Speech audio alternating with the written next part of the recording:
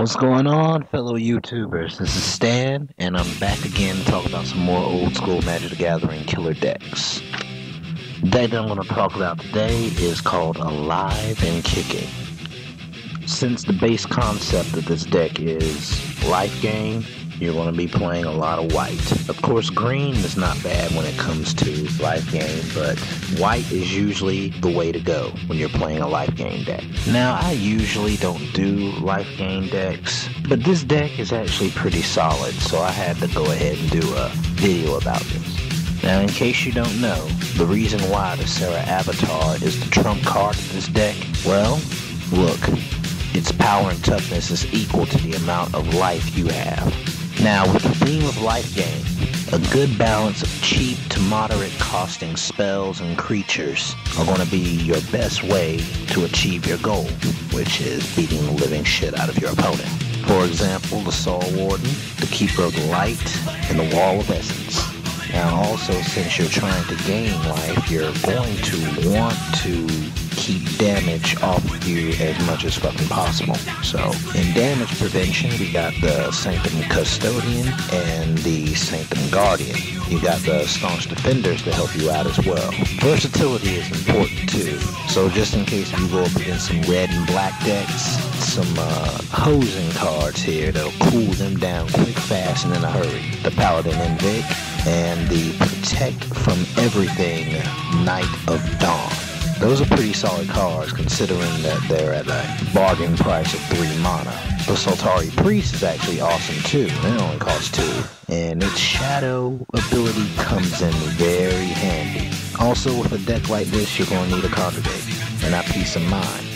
Now, those two cards working together is at the core of this deck's functionality. But since we're talking about the deck's functionality, this deck actually has a second theme. Using the Necro and the Hatred, you can turn this life gain heavy defense deck into a very powerful offensive deck. Now, looking into the real estate department, you got a fairly standard format with 24 cards, which is decent for a 2-color or more deck. Well, if we go ahead and do the math and break it down, that's about 40% land, which is good because that'll help you from getting mana screwed. And for those of you who don't know what mana screwed means that you have the cards that you need to play, but you can't play them because you don't have the mana. 15 sources of white, 5 sources of black, and 4 cities of brass, which they could go either way, helps you to prevent those dreaded mana screw situations. Now let's go ahead and talk a little bit about the key cards that help this deck function to its maximum efficiency. The Congregate is a significant life gainer that nets you 2 life per creature in play.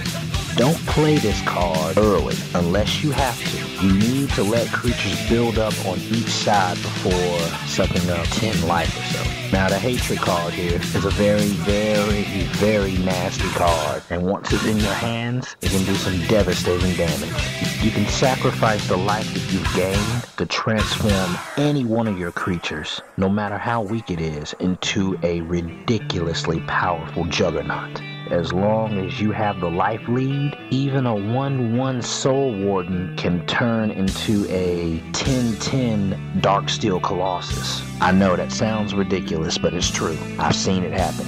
Necropotence, or as I like to call it, the Necro. This comes in very handy because you can take advantage of your life gain by trading it for cards. This allows you to whip through your deck for a stack of creatures or that Wrath of God, just in case if you need to wipe the board clear. Now, you have to be careful with this card because it is a good chance that you may accidentally deck yourself because you used it too often. The best advice I can give you is to only use the Necro when you need cards. Peace of Mind. In a nutshell, this card is the best consistent life gainer that you have in this deck. Basically, it allows you to gain 3 life for every card that you discard, and later in the game, that becomes ridiculously useful. The Soul Drinker here is a wonderful surprise for all of those white hosers and those Runes of Protection white carriers out there. This guy can get really huge, really fast, and in a hurry by sucking away at your life. Now, a lot of people probably see that as a downside, but here's the thing. Since you have an abundance of life coming in, you can let the Soul Drinker get a little bit fat by feeding it some life. The Soul Warden. This should be your first creature you play every time. Let's say that you're in a situation where you drop 2 or 3 Soul Wardens. The more Soul Wardens you have in play, so much the better. Now let's talk about the big gun, the Serra Avatar. Once you've gained enough life, which makes you comfortable, let's say like 30, you go ahead and you drop her. Now you have a creature who has a power and toughness equal to your life. And let me tell you from experience, I've seen a Serra Avatar lay waste to a player in one attack. Now let me tell you a little bit about the drawbacks of this deck. Dropping the Avatar too early, that could get you fucked up. You have a Soul Drinker in here just in case if you come across somebody who likes to cool down and hose white decks. But let's say you don't have the Soul Drinker in enough time and you drop the Avatar because you think you're comfortable with what you have. Your opponent drops something like a Darkest Hour or something else that completely dicks over all white cards. Overusing the Necro. I mentioned this a little bit earlier. This is a good way for you to deck yourself. And like I said before, the best advice I can give you about the Necro is to not use it unless you need to get caught. Using the Hatred at a bad time. Now let's say that you've made enough life and you want to go ahead and just turn one of your staunch defenders into a monster and completely plow into your opponent, not giving a fuck about what your opponent has on the defensive side. That's very dumb. Look at your opponent's lands and see if he has anything which can be used to counter. And make sure he doesn't have anything which he can use to potentially fuck you sideways. If your opponent has 2 land, he's probably saving that land to be untapped so he can fuck you up. If it gets countered, you're screwed. You just left yourself wide the fuck open. Let's talk a little bit about the substitutions. Now, if you can't get your hands on the Necro, get a Necrology. If you can't get your hands on a Wrath of God, get a Slaughter. However, the Slaughter is a little bit more expensive, but it's a substitution. If you can't get a Serra Avatar, you can get the Minion of the Waste.